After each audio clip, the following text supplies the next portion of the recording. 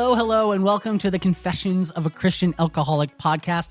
I am your host, John Seidel. This is your home for real stories, radical vulnerability, and remarkable comebacks. In the end, this podcast is a place for the desperate, the downtrodden, the destitute, and especially the drunk. But it's also a place of hope and healing. I know that firsthand because I'm the Christian who became an alcoholic, not the other way around. Today, I've found sobriety after decades of struggling. But more importantly than finding sobriety, I found Jesus. My prayer is that as I interview people just like you and just like me, along with professionals in the fields of trauma, faith, and addiction recovery, you will find the peace that is available to you through Christ on the other side of whatever you're going through and whatever addiction that might be. Because let's face it, we're all addicted to something. So welcome. Let's get radically vulnerable as we explore what it looks like to be on this journey of messy sanctification.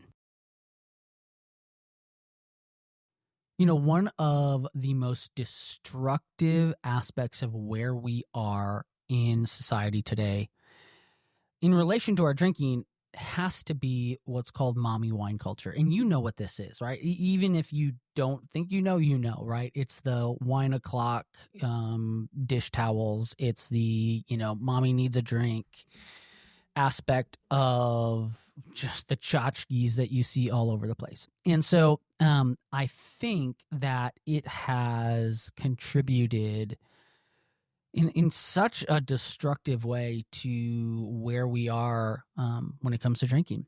And one of the people that I think best speaks about this is a new friend of mine called Jenn Kautsch. Jenn is one of those people, you know these people, right? Where you meet them and you've just met them and yet you feel like you've been friends for a long time. Jenn and I met through a writers group that writes about sobriety, and we just really hit it off. Jenn was the first person to write a recommendation for Confessions of a Christian Alcoholic, my book, and I was just so honored by that. And just like a little peek in, it's like some people you ask to write a recommendation and they do it and it's great, and you never hear from them again, right? Jenn wrote a recommendation for my book, and she it was like every couple days she had questions for me. She's like, hey, so I just read this, explain this to me, or what are your thoughts on this? And it was like a real fun experience, and it really showed that she cared, and it really showed that she was engaged with what I was writing about. And so when she did write her recommendation, I knew it came from a place of genuinely understanding and wrestling in a good way with what I had written. And so I really had so much confidence in it. And so Jenn is going to talk today about her story.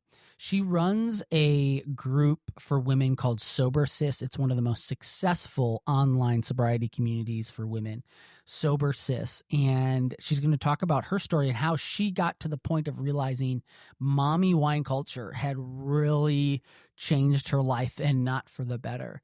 And then what she did about it and how she started the community. So I'm really excited for you to listen to this interview. Jenn is both then an expert, if you will, in the problem drinking space. She doesn't use the term alcoholic, and I think it's great and fine. And she explains that. And so she calls it problem drinking. And so she is one of the experts in problem drinking, but it comes from a place of having experienced it herself. So enjoy the conversation with Jenn Kautsch. Jenn, thank you so much for joining the Confessions of a Christian Alcoholic podcast. We were talking a little bit before this, and I know I mentioned some stuff in the intro, but you have been such a willing, and in some ways, shockingly surprising supporter of me and my journey. And I'm just grace upon grace. I don't deserve that. It's Jenn, it's Sober Sis, right? And you have been just such an encouragement. And so this is truly an honor to have you on. Thanks for coming on. Thank you, John. I'm really glad to be here and have really enjoyed just forming a friendship with you and your wife. And just partnering together in this journey of freedom and helping more people get curious and step into what God has for us. And so, by the way, I promised I'd do this, and so this is going to be a shameless plug. But it's so Jenn, most of you are probably listening to this, but some of you who have signed up to be a paid member of the Veritas Daily can watch this. And if you are watching this, or maybe you haven't signed up to be a paid member and you want to watch this, you get to see that Jenn just came from her hair appointment, and she has, I think, a great new voluminous, yes, I'm going to use that word, hairdo that you'll only see if you're a paid member. And Jenn's like, what do you think? And I'm like, I think it's great, Jenn. So I think you should just like own it.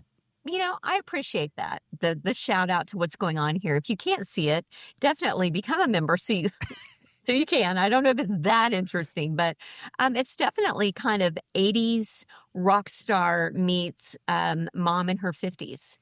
Kind of clashing and converging. And I am from the 80s. And so I do feel a bit of my high school senior picture kind of coming back right now. And that's actually some of the best time of my life. So there you go. I think you're selling like it I think it looks great. And people, this is not my norm. Where when you come in from a hair appointment and it's not the way you do well, John, you may not know, but let me just speak to your female audience. But you come home from the hair place and they've taken some creative liberty, but it's not really how you do it. Mm-hmm. And so I have walked straight from the chair to this chair, and that's the fun of it. It's just, I think being on this journey of just, number one, getting older, number two, being more clear and more comfortable in my own skin has honestly allowed me to not take myself so seriously. And, we can segue in, because I think when I was drinking, a lot of it was I was taking everything very seriously. Like life was so serious to me. Like, oh my gosh, Which is funny because I think matters so much. In all my interactions with you, you have been so, I think light is a good word, like not that, and I didn't want to say lighthearted, meaning it's not like you're making a joke of everything, but you're just light, right? And I think, and so that is a good segue, is your life wasn't always like that. And so why don't you take us through your story as it relates to, and I think you use the term, which is great, and explain it, gray area drinking. And that's what you've built your now nonprofit on, which I love. Congratulations. And so take us through coming to that understanding and really making a change in that gray area drinking space. Yeah. Well, it is a funny segue to talk about high school and college in my younger years, because ironically, I wasn't even a drinker. I wasn't even a drinker in my younger years. And so, like probably much of your audience, maybe not all, but a lot of your audience, I did grow up in a Christian home. Mm-hmm. And I grew up with, a wonderful family, parents, brother, and life was pretty good. I mean, it wasn't perfect by any means, but I was the, high performing, highly responsible, highly compliant, rule following young person. I say young person because that really carried over from whether it be high school to even my time at Texas Tech. I went to a state school, was in a sorority, and really just kind of the whole drinking scene was not really my deal.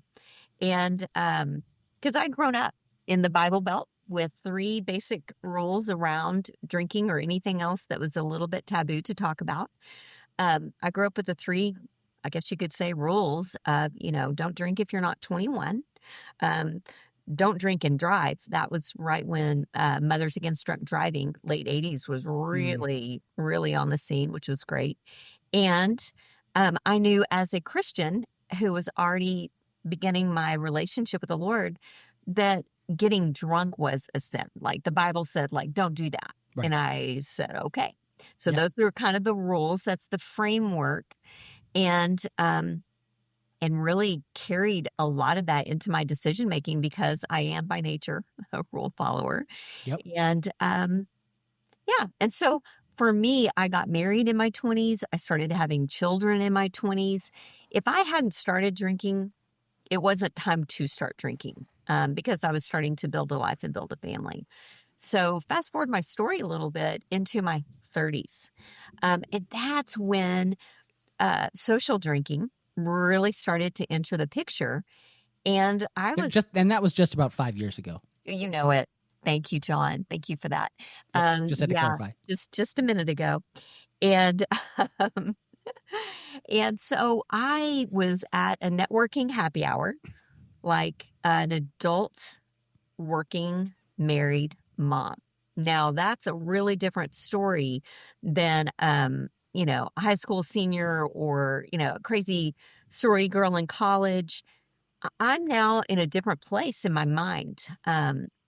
I've been married for a while. I've got kids on the ground. I mean, life is getting lifey. And I didn't realize, quite honestly, how much anxiety and challenges that I had been through in my younger years and 20s had started to accrue to kind of amassing into this. Well, we talked about it at the beginning, almost uptightness inside. I was wound up really tight inside. I'm an Enneagram 1, always trying to do the right thing, be responsible, and perfectionist, check all the boxes, not let anybody down. Heaven forbid that anyone would be in any way disappointed in me or find that there's anything negative to talk about Jenn. So nothing to see here. I'm going to outperform anything. And so, of course, that was brewing. That was brewing beneath the surface. So cue it up, the drink. The drink enters in my world a little bit subtle and sneaky because I'm at the happy hour. I'm wound up tight, don't even really know it, don't realize it until a good friend of mine was like, "Hey, Jen, why don't you get a drink with us?" And I thought, well, why don't I? I'm not trying to not drink. I'm just not really, quote, a drinker. And so I kind of went back to my old rules. If you're not 21, don't drink and drive. Don't drink to get drunk. Okay. That's not the MO here. This is an encouraged adult thing to do. It's a transition from, day to night. It's a way to unwind with others after the stressful meeting that you just came out of. And so I kind of entered in without trepidation, without a cautionary tale, without any reason to think anything of it other than, sure, set me up. I don't even know what to order. And so I literally had her order for me. She got me a white Zinfandel. I said, thanks. It's pink. I mean, I don't even know. It's pink and kind of fruity. Can't go wrong there. And I got to tell you, John, I had that first elixir, and it was as if my shoulders were in my ears and they just went down. Yeah. And I didn't even know they were up there. Yeah. And that began kind of a decade of a lot of trial and error for me as an older, mom in kind of entering in the social drinking scene to navigate it, learn my limits, figure out, quite honestly, how to drink like others that I was trying to kind of catch up with.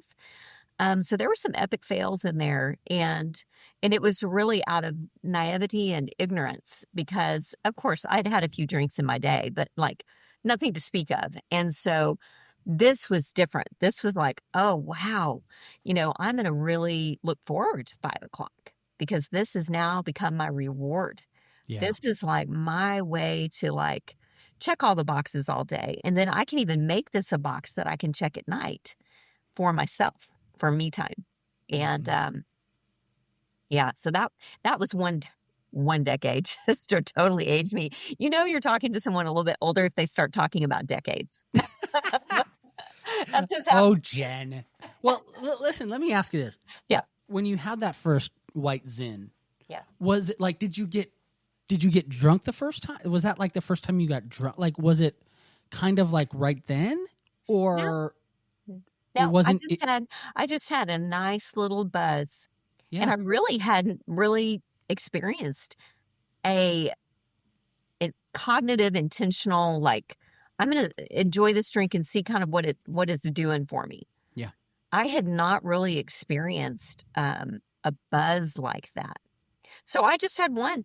Oh, that's all I needed right then and there. I was like, wow, that is magical. I Yeah. mean, wow, I kind of see now what's the big deal. Like now I'm starting, and two, that was 20-ish years ago. And that is when the mommy wine juice culture started amping up. If your listeners have heard that term, it's a legit one. Yep. Mommy wine juice culture. And that's when the marketing and messaging really started taking a turn. Literally in the industry, the alcohol industry, that was about the time. Um, Mid to late, 90s that they started really looking mid, yeah, 2000s. Anyway, they started really looking at the demographics and looking at their numbers and saying who is not drinking enough. We've got the guys, they've got their IPAs and their bourbon and their whiskey. We've got that market. Yep. What about the moms? What about the women? And I really do believe that there was a concerted effort to ramp up the rose all day t-shirts Oh yeah. and the tea towels and this meme culture of drinking's cute. It's fun. It's what we all do. In fact, Yep. if you're stressed out or having a hard mom day, what's in your Yeti? Let's meet at the park. Yep. And I really watched a shift because it was not always that way. And I'm here to attest, it was not always that way. And you would never have seen women drinking mimosas at a play group when I had younger kids. My kids were 4 or 5 when drinking entered the picture for me. And so it was just a really different era. We'll be right back after this. So you talked about then that kind of kicked off a decade of trial and error. What did that trial and error look like? Well, immediately for me, and I think because of just my upbringing and having so much adult time, sober-minded, it immediately brought in a cognitive dissonance to me. I immediately love that you use that term. I talk about it in the book, and it's so important. Explain that. Yes, the cognitive dissonance of I like this. In fact, I love this. I love the way the way this makes me feel. And I don't love this. I don't love the way it makes me feel because I kind of feel, like where's the limit? Where's the line? And why am I doing what I'm doing? I want to show my kids moderation. If I'm just a teetotaler and don't really show them moderation, maybe they'll be confused like I am right now. Not right now, but then. And so I felt immediate torn into like mental tug of war of I want to drink less, I want to drink more. I want to look forward to drinking, and I feel guilty that I look forward to drinking. What's happening in here? And I didn't have any language for this at all. So it went real inward for me. It went inward. It went into feeling a little bit like a moral failure. I think growing up in the church, and you talk a lot about this, and just being a believer, being a Christian, being a woman of faith, I didn't really know what to do with these mixed emotions. I didn't understand these parts of me that were coming up. I thought the whole of me had to be one way or the other. Oh, Very Jenn. black and white, all or nothing. And then all of a sudden, all these gray areas and parts of me started showing up where I wanted to be responsible and I wanted to let loose. I wanted to unwind and I wanted to stay present. And so there was immediate conflict for me inside. And so what did I do to squelch the conflict inside? Ding, ding, ding, ding, ding. You got it. Or another. What I've done. Yeah. I don't like this at all. So how can I eject out of this feeling? Yep. Oh, all these feelings. I was feeling a myriad of feelings that I couldn't name, didn't know how to tease them out as parts of me versus the whole of me. And and so I immediately felt that, which you ask, what did it look like to have trial and error as a 35-year-old mom on a date night with my husband, paying a babysitter at home for my kids to have their time and me to have mine, and, throwing up in the parking lot. Let's just keep it real. Was humiliating and embarrassing. And I felt so bad and wrong. I just didn't know that you can't, drink that fast, or there's rules to drinking. So I started to learn the rules of like pacing yourself. Like my body didn't know, I didn't know. And I felt foolish. I felt embarrassed that I couldn't kind of hold my own. So what did I do? I doubled down on the performance of being a better drinker. Right. I absolutely did. I got better at drinking. So before we move on into the story, let me ask you, you said some stuff, and I've talked about this on podcasts, and so people who listen here, like, this is something that's going to come up a lot, and I love that it does. I did a type of therapy called internal family systems. It's called parts work. And so it's not shocking to me that I didn't know that if you've done that or not, but you're obviously familiar with it because Yes. You're using the language. And I think the language you're using is so freaking important, because when I have this whole chapter in the book, and I'm actually going back and I'm tweaking it a little bit to make this clear, which is it's not an all or nothing. I'm an alcoholic or not. And I know I use that term, and then I try to walk it back and explain it a little bit better. But Confessions of a Christian with Alcohol Use Disorder is not a catchy title. Right. So it's not all or nothing. I'm an alcoholic or not. There are parts of me. There are parts of me, wounded, unhealed parts, who that I'm still finding, by the way. Like, even though I've got yes, I'm right with you, brother. Yeah. And that's an important thing too. Like, just because you've healed some of them and you're like, I'm good, which I think maybe is the mistake that some people use or make, is like, oh, I'm all good, and then like all of a sudden something comes up and then they start to drink that one away. But it's those wounded, unhealed parts pop up, and the easiest way historically, and what you learned even as a mid-30s mom, was the really easy way to deal with those wounded, unhealed parts is to drink them away. And those are the parts, you can have, 90, say you're made up of 100 parts, you can have 99 healthy ones. Right. And that one wounded, messed up part is the one that needs the drink. That's so good, John. Yes. And you and I do know IFS language. So it's like we take that wounded part, and I love how you just differentiated that it can be such a small part of us, and yet it can feel so big. And because it's been exiled, it's been put away as not to be seen, not to be dealt with. Either we don't know how, or we're afraid. We're protecting that part of us because we're afraid. Just like, to your point, I was afraid that people would see the one part of me that wanted that drink and think it was all of me. Yeah. And I was so afraid of being labeled, misunderstood, almost cast away, which is exactly what I was doing with that wounded part of me, is I was casting it away.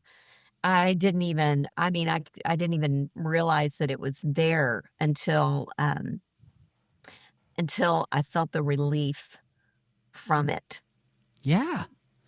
Yeah, and it's not shocking to me that, especially as an Enneagram 1, that perfectionist, that performer, that all of a sudden when you felt that release, you realized, oh, there's this part of me that's always... It wasn't like I had been consciously denying it. Right. I thought I was doing pretty good. And then I was like, oh, this is what the fuss is all about. This is why people I know have boxed wine at the beach. Right. Oh, now I get it. It's not the crazy party girl. Now this is the adult thing to do. So by the time I turned 40, my daughter at the time had just turned 13. So for you parents out there, that was a crazy time. We had just transitioned from transitioning from homeschool to back to, other school. I would say real school, but I think homeschooling is real school. Yes. But just a lot. I was at a pivot point with a lot of transition, and um, I'd already signaled to myself that drinking had become a little bit too important in my life. The value that I assigned to alcohol was already convicting to me as being Mm, too high. I knew it was too important because I was waiting for it to. I basically made alcohol a solution. yeah. And I was afraid that people would see it as the problem or that I was the problem. That was my worst nightmare, is that I would be seen as a problem or the problem, when really alcohol wasn't even the problem. It was the solution to what was Amen. going on inside. Amen. And so it was, and in Christian circles, I would go to Bible study. My goodness, I would lead Bible study. I would Yeah. marriage mentor through our church. Same. We're doing all of these things. I'm checking the boxes and I'm really showing up as wholehearted as I can. But there's all these parts of me that I just really don't know how to integrate into who I am. So I'm living at this point, a very divided life. Um, Divided mind, divided life. Everywhere I go, I'm at odds with myself. I'm in war with myself, and I'm Yes. mashing the gas and I'm tapping the brake at the same time. And I'm going kind of nowhere. I'm kind of circling in my own life, and I'm showing up. I'm not dropping any balls. I'm picking kids up from school. I'm signing all the papers. I've started an Etsy shop back then. I'm doing all the things, but I am not thriving. I am not flourishing. I am surviving. Yeah. And quite honestly, I didn't know a way out of that without, almost it felt like the messaging around alcohol and drinking at that time, and I feel like our voices are changing this, but I felt like you almost had to get worse before you could get better. Yeah. You had to. They wanted you to have that rock bottom moment. Yeah, it was almost like, well, I'm kind of in this gray area drinking zone where I can stop if I want to. I can do a challenge. I can do a Whole 30. I even went for a year in my late 30s without drinking, just to prove to myself that I could. So, and I wasn't pouring vodka in my cornflakes. It's Yeah. like, I didn't feel like I met the stereotypical, um, and again, just the shame storm of feeling like I had succumbed to this, again, what in our society is very stigmatized and stereotyped, and I think really misunderstood. Which is again why I love the title of your book and the work you're doing, because I think you're drawing out a lot of that and putting it just on the table for discussion Mm-hmm. and open dialogue, which Mm-hmm. I felt like was not happening. And so it just made me hide, conceal, posture. And that just really made the parts of me that were wounded and hurting feel really missed. And so the more anxiety I felt, the more I chastised myself for feeling it. Like, you shouldn't feel this way. Dr. Allison Cook just came out with a new book called I Shouldn't Feel This Way, Love it. or I Yep. Shouldn't Feel That Way. Yeah. And Interviewed her for the podcast. oh, Yeah. nice. Good stuff. I've worked with her as well. And yeah, so fast forward a little bit. We're going to fast forward my life to now the mid 40s. Daughter turns 18. I'm 45 now. Okay. We're at an inflection point. She's getting to graduate high school and go reinvent herself somewhere. Huh, that sounds nice. Yeah. I'd like to do that. How do you do that as a mom, as a married mom in your mid 40s? How do you show up differently and kind of get a clean slate? I thought, well, I don't know. I don't know, but I'm at a pivot point for sure. I'm at an inflection point. And I didn't know what that meant. To tell you the truth, I just knew at that point I was feeling that mid 40s vibe. I was feeling is this it? Like, is this what I got going on? Am I, about that point, 20 years married, am I going to just become a professional patio drinker Mm. as an empty nester? Like, what am I doing? And I was at a real point in my life where I thought, what am I doing? I'm about to work myself out of a job. I've been basically a stay-at-home mom with different entrepreneur, things that I've pursued, but nothing took over that mom role. That was my full time. And so I'm about to work myself out of a job. And that was a major identity crisis for me. Like, oh, Mm. now what am I going to do? And who am I? I've lost myself, man. I have played so small in my own life, even in my own family, to avoid conflict, to just stay out of the way. Yeah. And that wounded part of me just couldn't even engage sometimes in a lot of the challenge and pushback that I was getting. So I would just shrink down and just shrink away. And before I know it, I'm in the kitchen, doing the bottle breakdown, where I'm just going to open a bottle to have a glass at 5 while I'm cooking. That's cute. That first glass till 5:30. I mean, sipping it. I mean, 4 or 5 ounces till 5:30. Come on. And so then I'm like, you know what? I'm just going to have another. I'm just a boring mom, a lost in my kitchen. Nobody cares. Nobody cares. I mean, they did, but that was my psyche at that point, was just this messaging, this inner tape of my presence doesn't really matter. I'm an Uber driver, like I clean up, like I get people where they need to go. And like, I'm a good wife. Like I show up by my husband's side where he needs me, and we're communicating, but like not that great. And like, but I'm still getting it done. So I just kind of felt like I really minimized my presence, and then projected that onto others that they did too. And so it was easy for me to justify a third drink while I'm at the kitchen sink cleaning the skillet that I cooked in, Yeah. that nobody probably cared about or liked anyway. Like I was just really in that kind of down place of like, who cares? Maybe nobody. Yeah. Do I care? Not really. Not on my third glass. I definitely don't care. Right. Then I'm like, uh-oh, ding, ding, ding. I said I was not going to drink tonight, or I said I was just going to have one. Now I've just slowly, mindlessly sipped my way through the evening. I mean, I'm 2-3 hours in the evening. I'm not like pounding it, hitting it hard.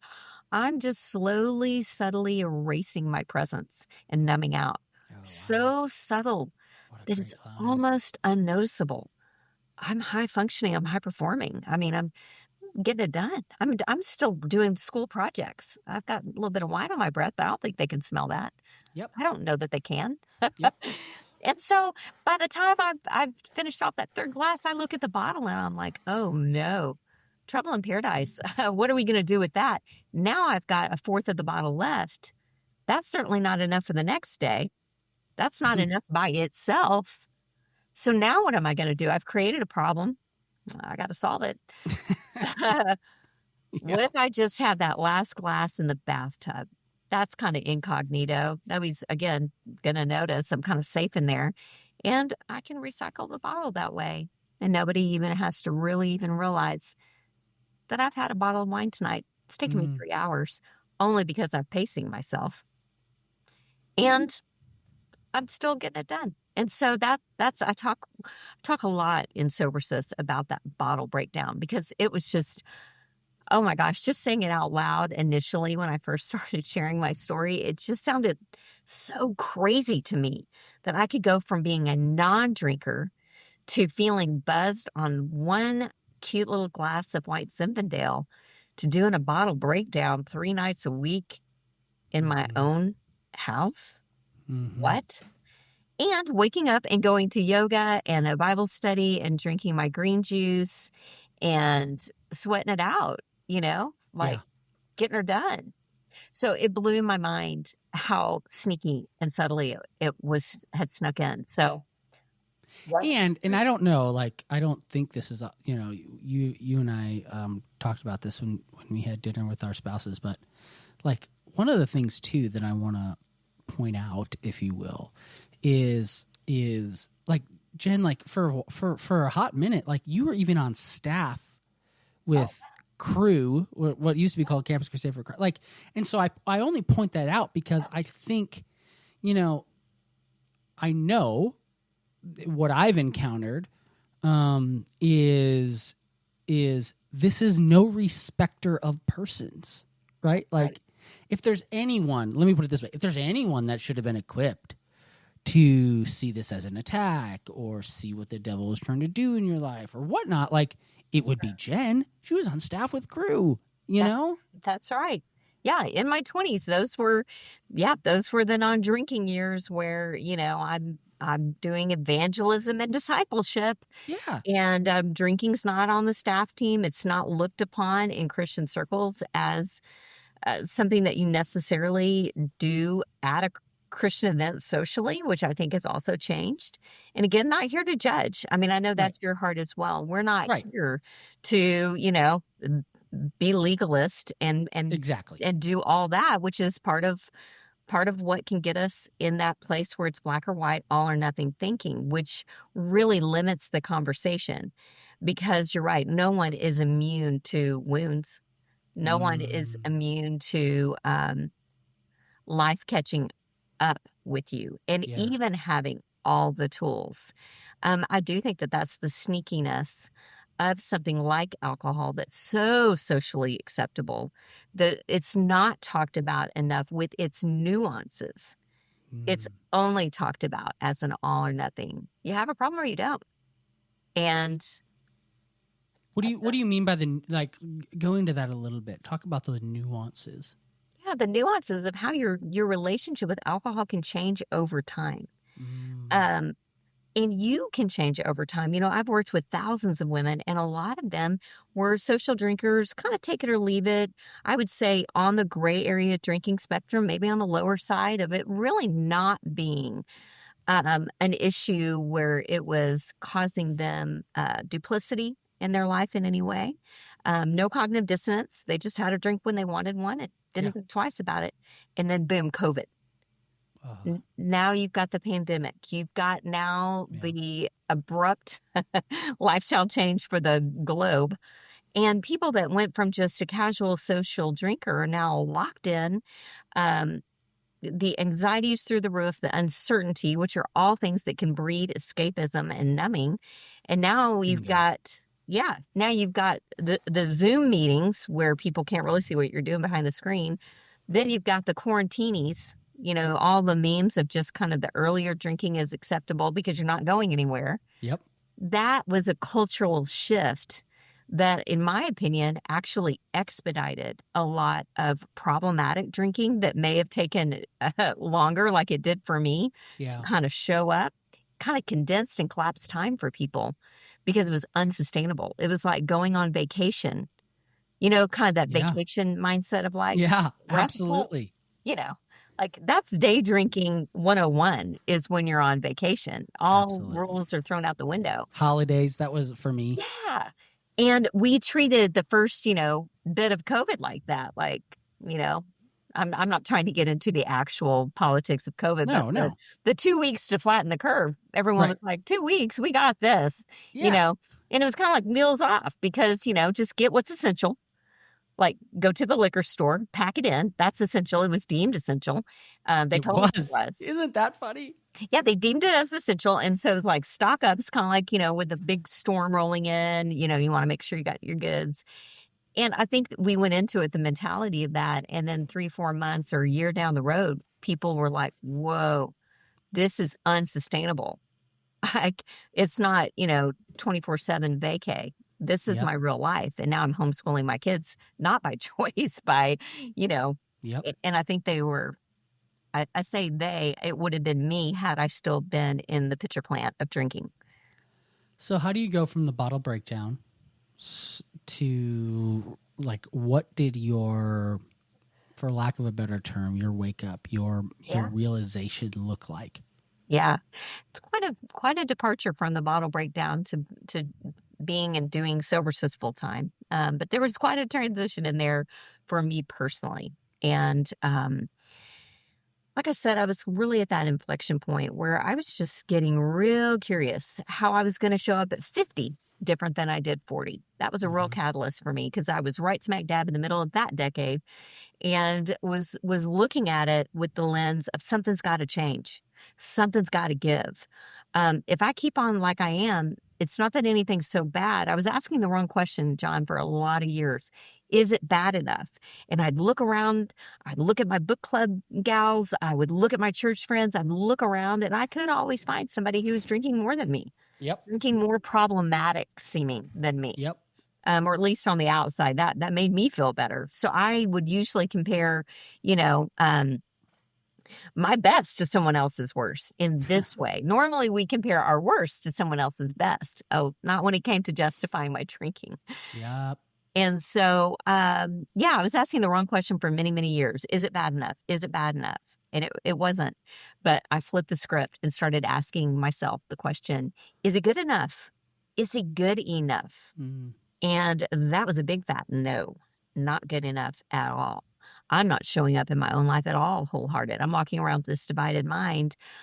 And God tells us we can have a renewed mind. Renew my mind. Yeah, I know the verse, but like, what does that mean? And it means becoming more wholehearted, more aligned. And so I knew for me, the big outlier, like you talked about, the 99%, but what's the one thing that kind of stands out with this person that's just misaligning, that is not the truest part of me, was my relationship with alcohol, for sure. So I thought, well, I don't know. I want to lose 15 pounds. I want to sleep better. I want to, jazz up my marriage. I want to do a lot of things. I don't even know where to start. I was so overwhelmed as a 45, almost 46-year-old mom with an 18 and 16-year-old. I'm like, I don't know where to begin. But wait, I think I do. What if I started with my relationship with drinking? What if I got that under wraps, under control, where I just want to feel more in control? Hmm. And I want to feel freedom. I didn't even know at that point what freedom was. And, I thought, if I'm going to show up differently at 50 than 40, this is not going to be a juice cleanse. This is not going to be a weekend warrior kind of deal. Yeah. This is going to take me years to get back to who I really believe I already am, who I kind of knew before I was a drinker, but now there's parts of me that I've exposed to myself that I want to work on that I Yeah. didn't even know were there. And so thus began the journey of pulling off the drinking highway, if you will, popping the hood in my own life and going, what in the world? Why am I drinking in the first place? And I started getting to those parts of me. I didn't know parts work at that time, but Yeah. that's exactly what I started doing, and just getting curious and getting compassionate and loving those parts of me instead of trying to cast them away or exile them away. I started being kind to myself and saying, you know what, you're doing the best you can. There's some things here that are just really hurting. And there's some real reasons for anxiety. Let's look at the anxiety. Maybe that's quote the problem. Maybe it's not you. Maybe it's just how you've been dealing with it. And that started me on quite a trajectory of personal growth. And that was in April of 2017. And so was it like immediately you're like, okay, I'm pulling the ripcord, it's cold turkey, or was there a ramping down? Was there, hey, I'm going to start with 30 days? What did it look like for you? Yeah. For me, it did start with setting a goal of an amount of time. My first initial goal was 6 weeks, 42 days, 1,000 hours. Okay. 6 weeks. I was like, you know what? 6 weeks. That's a good amount of time. That's going to get me through Mother's Day, my anniversary, my birthday. All of that is in that 6 weeks. And so that seemed like a goal. And so I did quote go cold turkey. I really won't forget my last drink. I didn't know it was my last drink at the time. Craig and I were downtown Fort Worth, and we got our 2 margaritas on the rocks. And I said, hey, babe, I'm taking another. I mean, how many times have I taken a break? How many times had I tried to drink less or not at all? Many, many, many times, years in the making to get to this point where I was just ready. I was just ready. I was ready for something that was hard and something that was uncomfortable to get me going somewhere different. I was going to ask you, what was different this time? And I think because I knew I wanted to show up better, different, more myself, I was so uncomfortable in this status quo land that I was living in. We joked at the time and called it the land of quo. I was living in the land of quo. And I was so sick and tired of being sick and tired of that. It was less about, like we talked about, it was less about a rock bottom with drinking itself. Right. It was like a bottom of like the drudge of the Groundhog Day that I was living in. had finally gotten to the point that to do something different to get different results was obvious to me. That it was going to be uncomfortable to take this little nightly treat, this little reward that had turned into a routine, a habit, and exchange that for being uncomfortable was actually going to take me somewhere. I was ready to pick my heart and pick a different heart because it was hard being a drinker too. It was hard being a drinker because of the undertow, if you will, the backlash of the high, of the buzz, of the chasing. I was such a chaser. I was always chasing to keep that feeling or to keep the feelings at bay. I was constantly chasing one more drink, one more band, one more bar, one more. And I was just ready to be content again without the chase. And I think for me, it was definitely more mental and emotional than it was physical because I was able just to go, you know what? I'm not drinking for 6 weeks. And I did draw a line in the sand. And I guess, it was a combination of willpower meeting willingness. And I'd always just tried the willpower by itself. But this time it was just a willingness of like, I've got to do something different. Yeah. And, but it was one day at a time and it was not easy. It was harder than I thought. And that was also a wake up call. Wow, this is harder than I thought. Yeah. I thought this would be easy. And the fact that it wasn't easy was even one more reason why I knew it was something that I wanted to change. It should be easy. And it wasn't. So what happened at the end of that 6 weeks? Well, I felt great. I felt physically great as far as I felt that foggy mind had gone. I was starting to sleep better. I didn't have to worry anymore about what I said or did if I was glassy-eyed in front of my kids or lost my filter with my husband after the door was closed. I didn't have to worry about that. I just felt a sense of freedom, but I also felt a sense of, overwhelm of like, can I keep this up? So I thought, well, let's push it. Let's go crazy here and go to 100 days. And so what I did initially was I just moved the goalpost. I didn't say never, forever, always. I can't drink again. I didn't walk into a room and wear a label or go just like abstinence, like I'm not drinking. It was more like I can drink. I can drink what I want, when I want, and I'm going to choose to exercise that power of choice and that freedom to not drink for the next however many days that is, to 100. I just want a triple digit. I just want to feel what it would feel like to not drink for 100 days. I think that'd be kind of cool. Can I do it? There was a challenge to that for me. And, yeah. So at 100 days, okay, now we're really talking. Now we're talking neuroscience. Now we're talking going from a divided mind. And keep in mind, during this 100 days, I'm not just focusing on not drinking. I'm focusing on why I was drinking. Right. I'm doing the work to welcome those parts of me that had been pushed down, suppressed, denied, pushed away. I'm slowly, it's like in The Wizard of Oz when like Glinda lands, kills the Wicked Witch of the West, and then all the munchkins come out. It was like, come out, come out, come out. It's safe now. That's how it felt for me at about 100 days. I'm like, oh my gosh, you can come out now. I think it's safe to even be seen by yourself and the Lord. And so, this was a dynamic time. And I was doing some work with Craig, and he was having some of his own aha moments and breakthroughs. So we started seeing a marriage counselor. That was helpful. We just started doing, and I felt like the neon lights that my new friend, he doesn't know he's my friend yet, but he will be, Chuck DeGroat, who wrote Chuck will be on the podcast as well. Yes. You know Chuck, or about, okay, his book, Something Healing Within. What's Within. Thank you. Thank you. Thank you. I'm almost done reading it.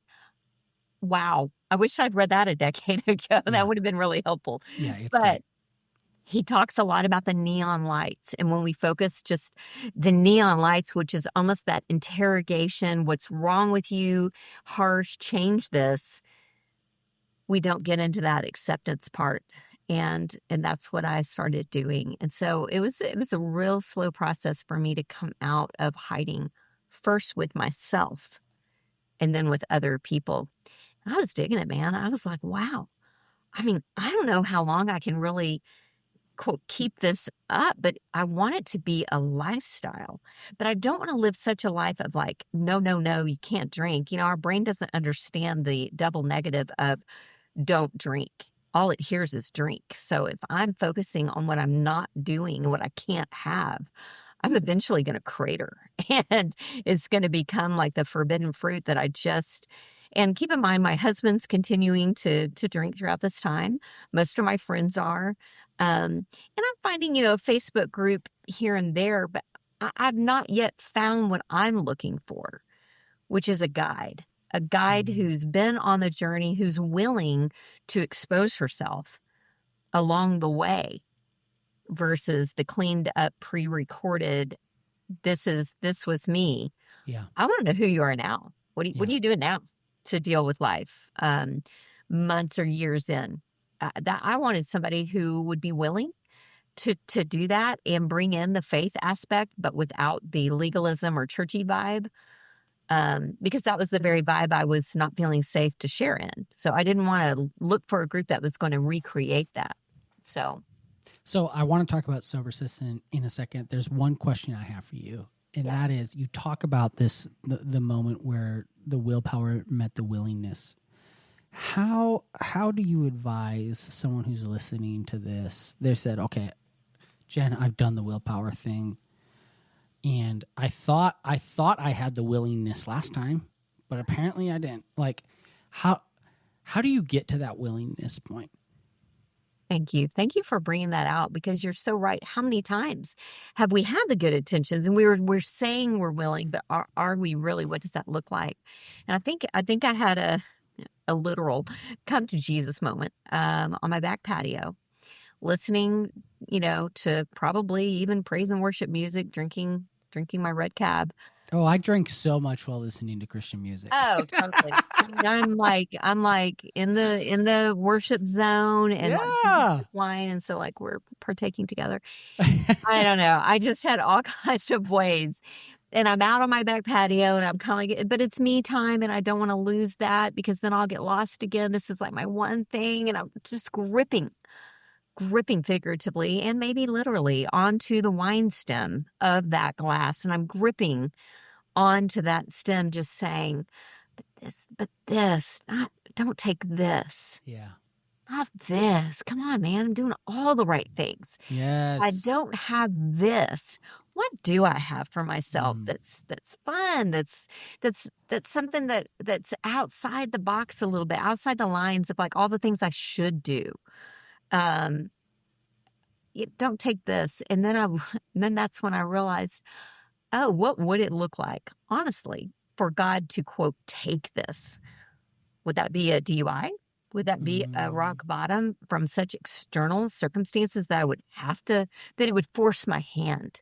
Yeah. I thought, oh, I don't want to be praying, God, take it away like that. What if we met in the middle? What if there wasn't a willingness to go, I don't want you to take it away like that, but I don't know how to even give it to you fully. So I'm willing to let go of my grip just long enough for you to show me another way, and be willing to trust you more than I trust what's in this glass, and cry about it, stomp my foot about it, kind of grieve the loss of what this relationship has become. I think that's so important. And I think some people are like, that's weird. You're grieving a drink. Yeah, you definitely had a problem. Like, fine, whatever. But yes, grieve it. Yeah, I had to grieve it, because it had carved a place in me of like the place I gave permission to be free. And what I realized was I wasn't free at all. Yeah.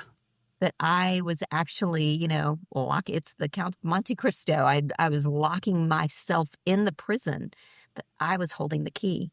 And the Mm, key was to let go and partner with God. He didn't want to take it away from me. He wanted to partner with me, and that we could actually, to refer to another book I love, John Lynch with True Faced. He wanted to come alongside me and look at it together instead of sit across the table from me and look at it like I was in trouble. Because again, mm, Enneagram 1, kind of tail tuck under authority, you know, I don't want to get in trouble. And so I think I had that mentality with the Lord of, I don't want to be in trouble.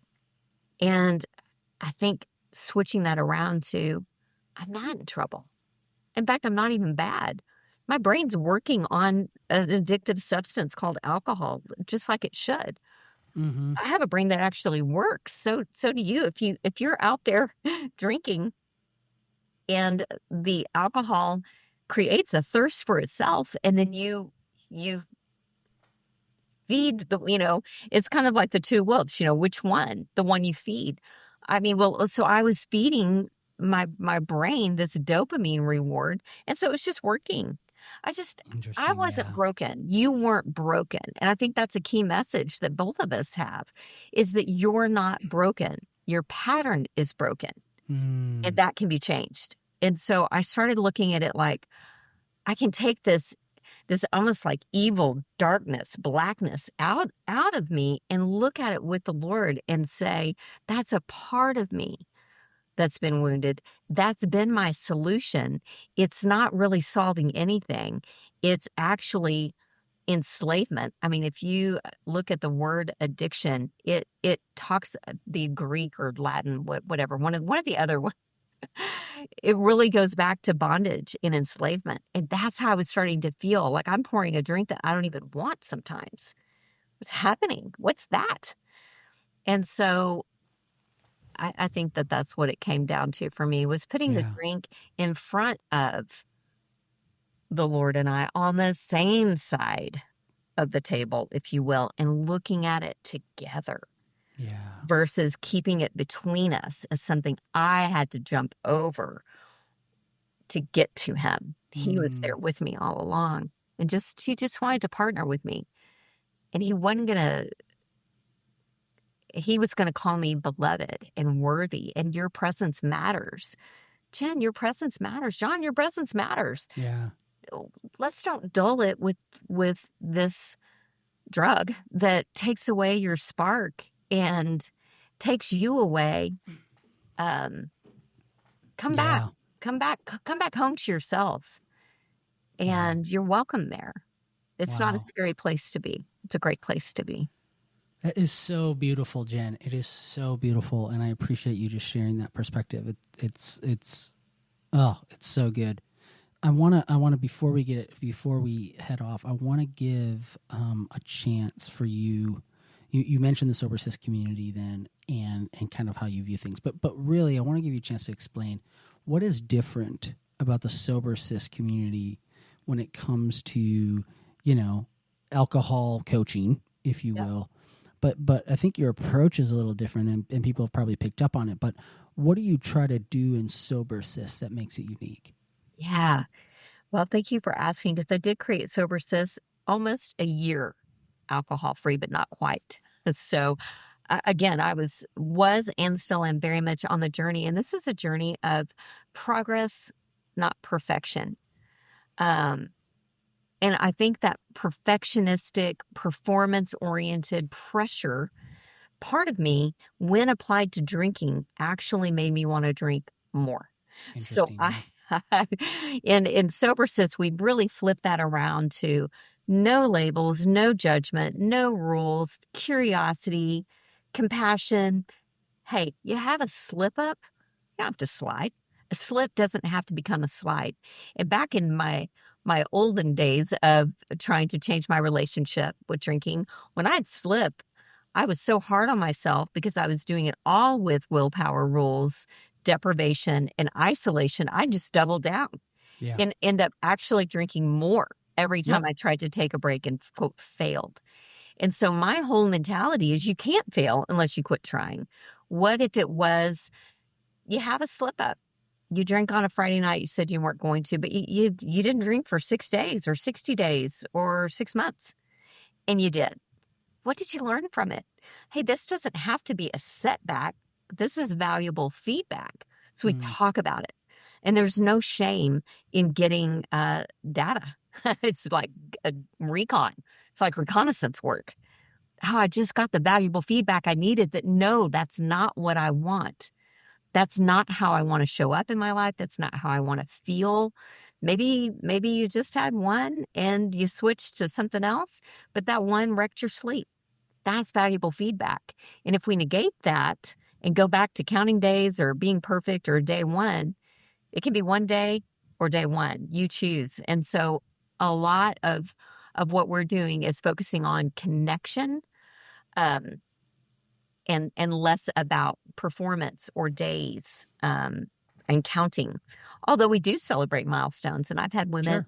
in Sober Sis that we celebrate months and years and days and wins. And I think one of the enemy's biggest tools is when you slip up.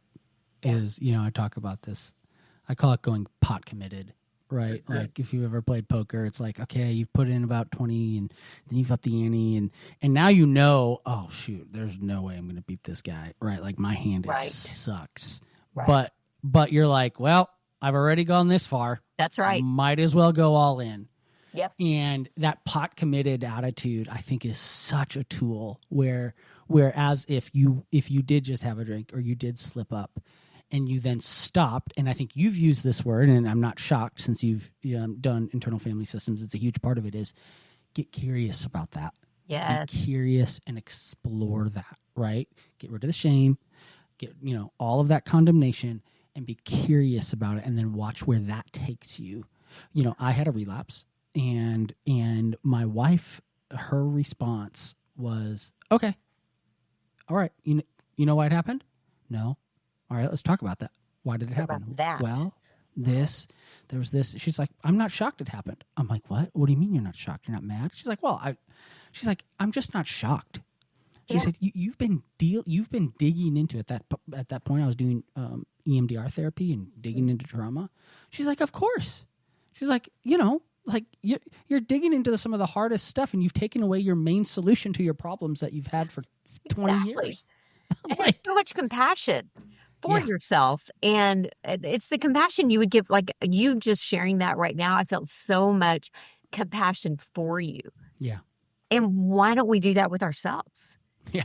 And I think we can. And I think in Sober Sis, that's part of our quote secret sauce is that level of curiosity and compassion, where there's just no shame in this game.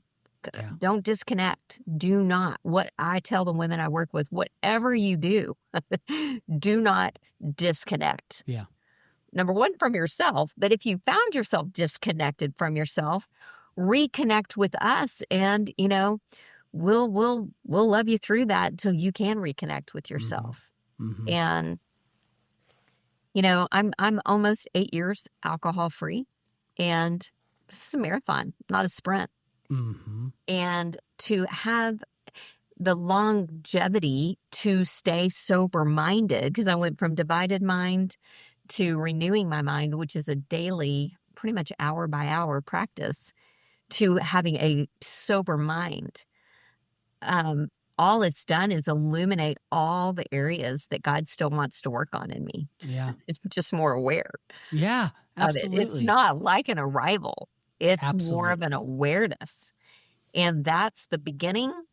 I think the middle and the end of this journey is just in constant awareness. And I just think it's working. I just think that keeps it really interesting, because there's always new opportunities to go, why did I do that? Why do I do the things I don't want to do? Yeah, right. And we have a great example of that in the scriptures. Jen, if people, that have been listening, and they think, what, I want that person to be my person. I want Jen to be my person. I want to be part of that community. Where can they go? Yeah. Well, thank you for that. We're always looking to have more women join our sober-minded sisterhood. That's what Sober Sis is short for, is sober-minded sisterhood. And so at the beginning of each and every month, I run a 21-day reset challenge.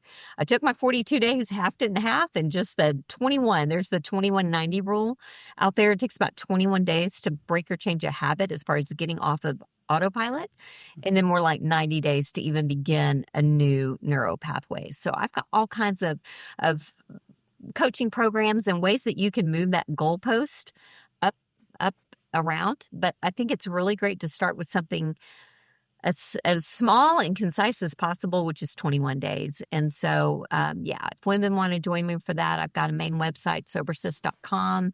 I'm sure you'll add things here in the show notes, but I love doing things on Instagram. I love showing, different drinks, alcohol-free drinks, mocktails, ways to unwind, because you still deserve a break today. Yeah. There's nothing wrong with creating a ritual and a routine around that 5 o'clock transition time of day. Just how can we do that in a healthy way that keeps our sober mind without becoming a divided mind again? And there's so many ways to do that. And yeah, so I like to keep it encouraging, positive, but yet real, not that toxic positivity where like everything's awesome. Yeah. Yay. But more like everything is real. Yeah. And how do you stay in reality? Yeah. I love that. Jenn, thank you for your friendship. Thank you for your grace. You and Craig are awesome. I can say if you're listening to this and you're listening to this because you followed Jenn already, she is the real deal. She's invited me into her home. I've seen the inside. I've seen the non-alcoholic beer fridge. It's amazing. And so, Jenn, I thank you so much for what you're doing and the support that you've had of me, and I don't take that lightly. We appreciate you. I'm super excited about your book. I can't wait to spread it around in this podcast. I'm excited about some of the guests that you've already mentioned having. I can't wait to listen to their episodes, and I just really appreciate you letting me share. Thanks, Jenn. We appreciate you. I really do mean it when I say Jenn is the real deal. She is the real deal, and I'll mention again. I did get a chance to go over to her house and see that non-alcoholic beer fridge, and oh my Lord, as someone who had a garage fridge with a lot of beer in it at one point, it was great to see.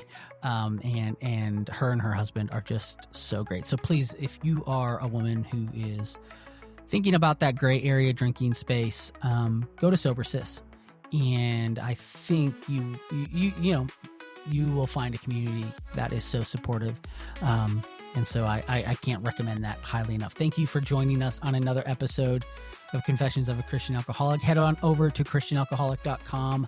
christianalcoholic.com. You can share your own story as well as pre-order the book and see some of the other resources available to you. I love you. Thank you. Thank you for all your support. Please share this episode, like, subscribe, and I will see you back here again next week.